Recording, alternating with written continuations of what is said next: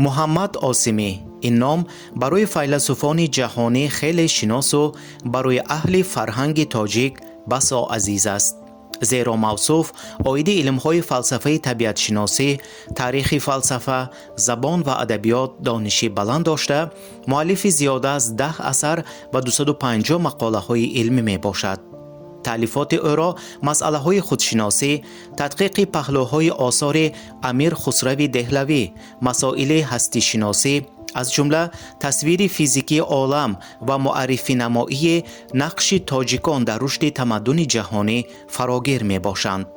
محمد عاصمی زاده خوجند و ختم کننده دانشگاه دولتی سمرقند بود. او در یک چند دانشگاه‌های تاجیکستان به حیث مدیر کافدره، جانشین دکان و رکتور دانشگاه ادای وظیفه کرده است. وی حتی وزیر معارف خلق تاجیکستان و پرزیدنت اکادمی علم‌های تاجیکستان هم گردیده است.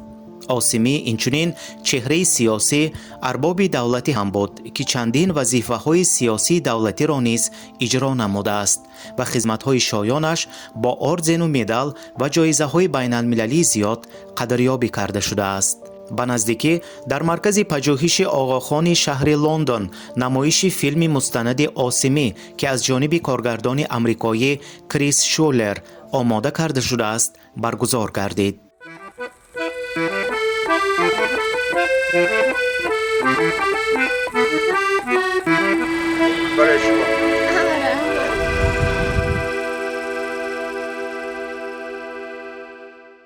I think when I heard the story of Muhammad Osimi, وقتی که من قصه محمد عاصمی را شنیدم، متحد شده توانستن آدمان در زمانی که اختلاف‌های سیاسی، فلسفی و دینی وجود داشت مرا به وجد آورد. با وجود این، او توانست آدمان را با راه خاص و عجیب متحد سازد و نشان دهد که برای او معرفت قوه اساسی است. و من فکر می کنم که فرهنگ کلید جهان است.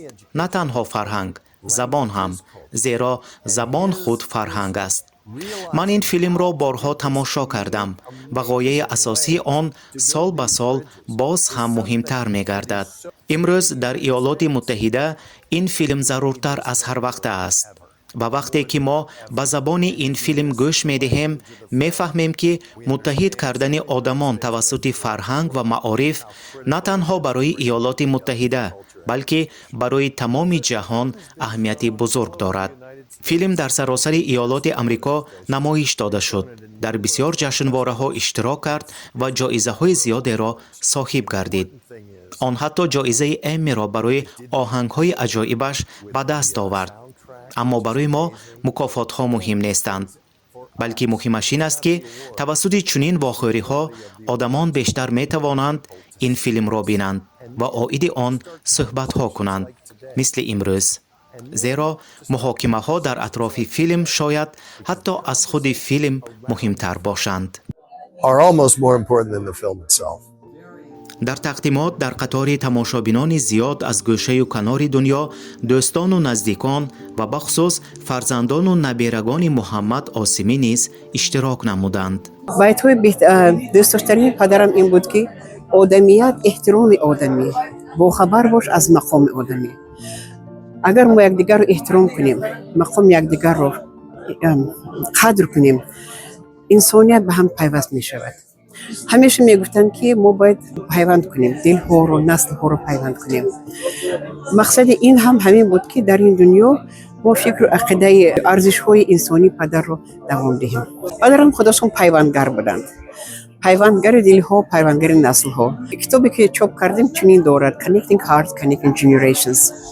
بله، برای اون که همه این ارزش ها به هر یک انسان تعلق دارد، ارزش های بهترین انسانی. وقتی که این فیلم رو میبینن، هر کس فکر میکند که باید چطور زندگی کرد، باید چطور در این دنیا رفتار کرد.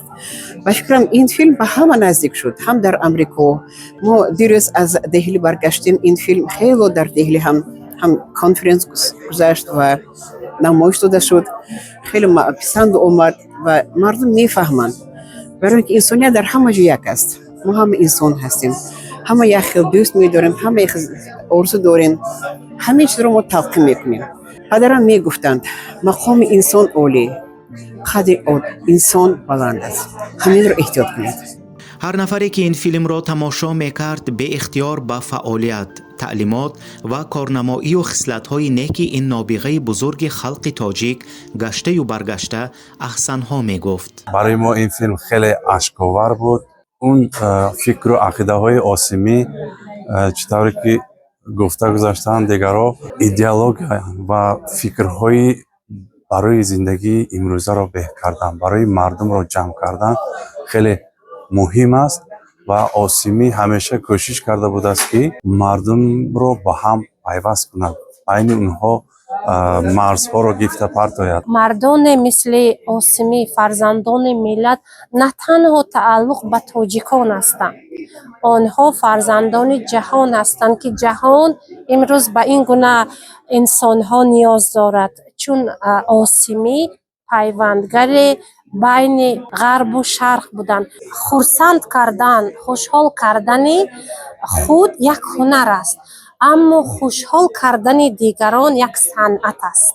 یعنی آن کس همیشه در زندگی خودشون به فرزندانشون میگفتند که باید انسان باشه، بزرگترین نعمت این انسان بودن است. ما با فرزند هشتم آسیمی، فیروزه آسیمی، درباره در خانه چگونه انسان بودن استاد پرسان شدیم. پدرم در حقیقت خودشون یک نمونه عبرت بودن. با ما میگفتن که اگر که چطوری که فرزندتون رو دیدن میخواید، خودتون باید همینطور باشید. وقتی که من فرزندان خودم رو کلام میکردم، پدرم میگفتن که فقط با تبسم، حتی یگون چیز ویرون کرد یا شکست، فقط با پدرم میگفتن که تبسم، با مهر و محبت ما رو کلام میکردن، یگون رو سرزنش نمیکردن. اگر که یگون معما شود، فقط با یگون مقال یا که یگون قصه های از تاریخ نقل میکردن که برای ما درس شود. عموما پدرم همه وقت سرکور بودن، در سفر میشدن، وقتی که برمیگشتن البته ما فرزند هم جمع شده همراه از سفرشون نقل میکردن و میدونید بسیارتر این نان درباره اون که چقدر شما با پدر وقت گذراندید، با کدام صفت این وقت گذراندیم. البته شعرخوانی میکردیم، البته چند زبان صحبت میکردیم. ما با پدرم فقط میگفتیم امروز روز زبان انگلیسی، فقط با زبان انگلیسی صحبت میکردیم، یا که امروز روز زبان فقط تاجیکی، از کلاسیکون شعرخوانی میکردیم. از پدرم یک روز سوال پرسیدم در تربیت فرزند رول کی مهمتر، پدر یا مادر؟ پدرم گفتن که البته رول مادر بزرگ است. مادرم باشد برای پدرم این یک تکیهگاه بزرگ بودن، نه فقط همسر، هم فکر، هم مسلک، هم تکیهگاه بودن برای پدرم. و پدرم میگفتن که مادرم را منعقد اولین من، چون یکم مقاله هایی که می نوشتن البته با مادرم خوانده می بودن. حتی برای مادرم شعر نوشتم. پدرم با مادر بخشیده، با ما با فرزندان شعر نوشتگی. جان مادرت ببین، سر به سرت ببین، سحر زی خواب جهد، زی خواب ناب جهد، تا طفل به مکتبش به استراب رود. خود در سر آتشدان نرفته یک آن، خوراک میپزد، چالک میپزد.